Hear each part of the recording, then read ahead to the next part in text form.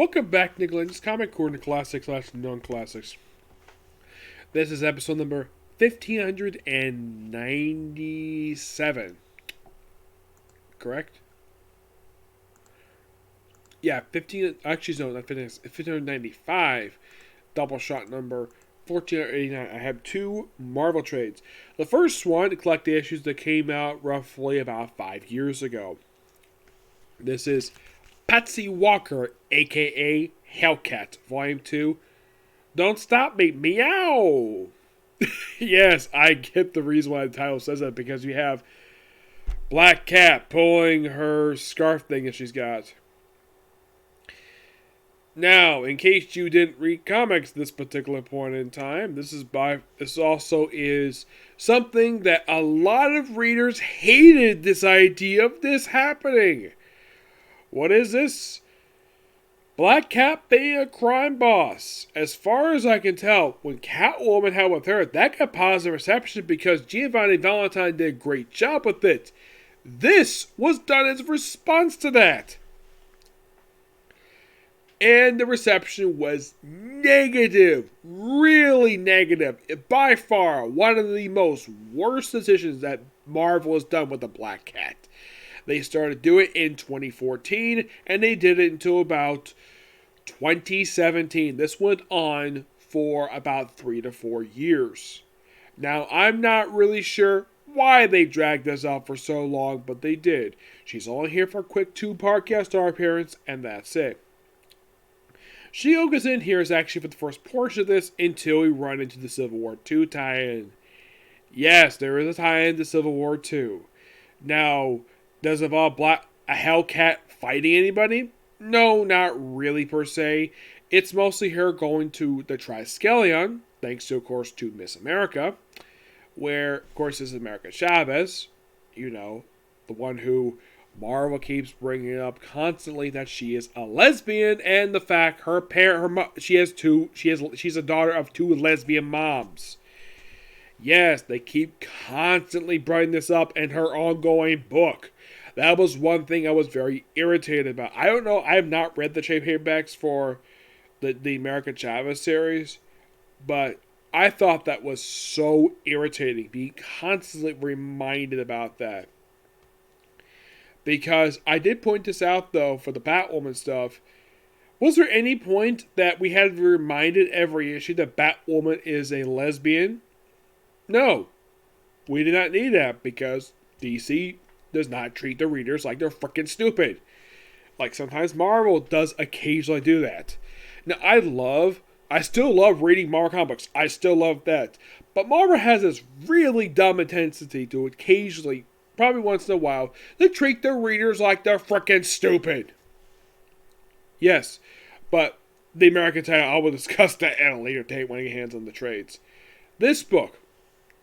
Okay, now in the case of what happened, this is of course right after this after Civil War II number 0, when Thanos attacked the Pegasus Project, killed War Machine, and basically beat up She-Hulk so much put her in a coma, which that's a bit head scratching given the fact she has fought Thanos once before, and also this is something I did not point out though when I reviewed the actual miniseries Civil War II.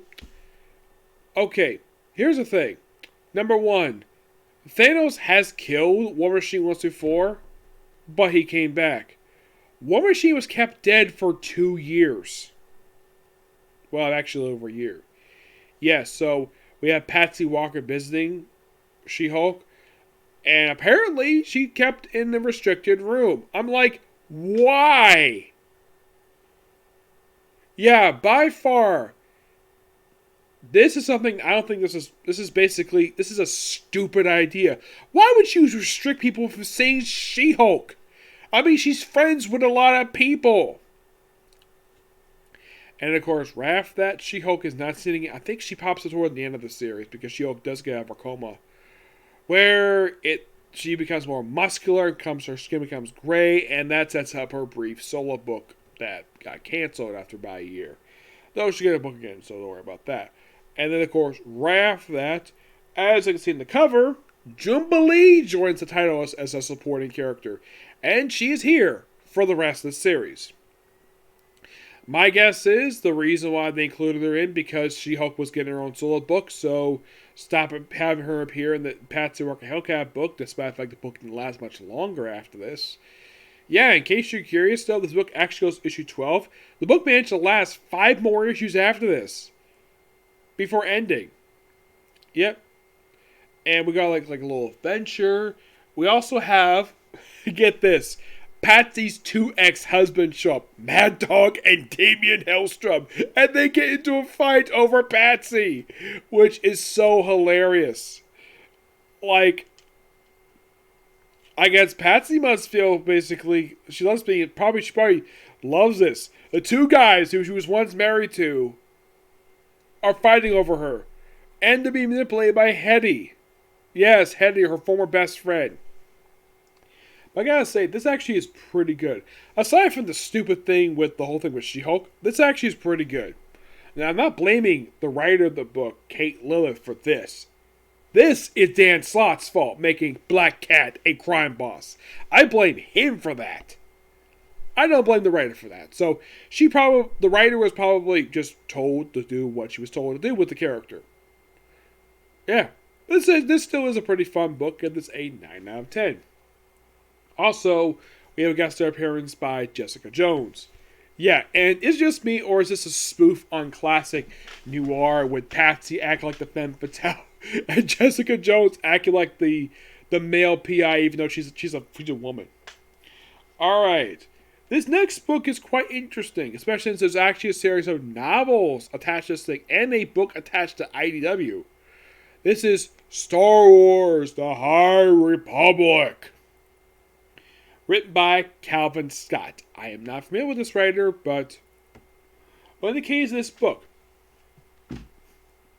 the artwork is done by Phil Noto. Excellent artist. I'd never met him in person, but he does the cover of the interior artwork is done by Arino and Nito. Now, my only problem with this series is that we only have one familiar character in this book, and that's Yoda. Aside from that, everybody else is a brand new character. Now, this is basically Disney just having a series of stories set during the time of the Old Republic. Now, yes, there have been comics set in this time period. There was the Knights of the Republic comic book published by Dark Horse. This is a different take on it. This is basically the canon version of it, well, under the current Disney canon, of course. This, of course, collects the first 6 issues of the ongoing series, Star Wars: The High Republic. They even have a mini-series. Now, the main character of this book is a woman named Kevi Tinnis, who, at one point, actually gets her hair cut off. Like, she basically, this is just a typical Jedi mission, per se. Her on a mission, where she's going to participate in trials to become a Jedi Knight. But the story arc is called There Is No Fear. Because, according to the way the prequel said, fear leads to the dark side. It's okay to be afraid. But that's... yeah, apparently being afraid basically leads to the dark side. That's the prequels talking. I'm not really sure. Well, this is the Old Republic, of course they would say that. Now, this is set during the Golden Age. I'd say roughly 1,000 years for the events of the original trilogy. And this is basically some characters set in that same time period. Now, there has been a remake of Knights of the Republic. I do know of that game. My friend Tibia loves the original Knights of the Republic video game. I personally have never played it, per se. I have played a handful of Star Wars video games. But in the case of this, it's a good start for this series. I do love the artwork. I will continue picking this one up. I'm going to give it a 9 out of 10. Just a good story set in the past. Yes. In case you're curious, though, what Star Wars games have I played? I played a little bit of Shadows of the Empire for the 64, like a couple levels, but it's a difficult game to play. I have played Star Wars Battlefront 1, 2, and this is the original Battlefront, not the remake that EA did.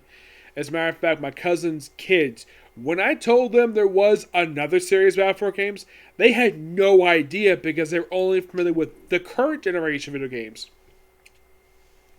Yes, my cousin's 2 sons that he has 4 kids. It's a girl, 2 boys, and another girl.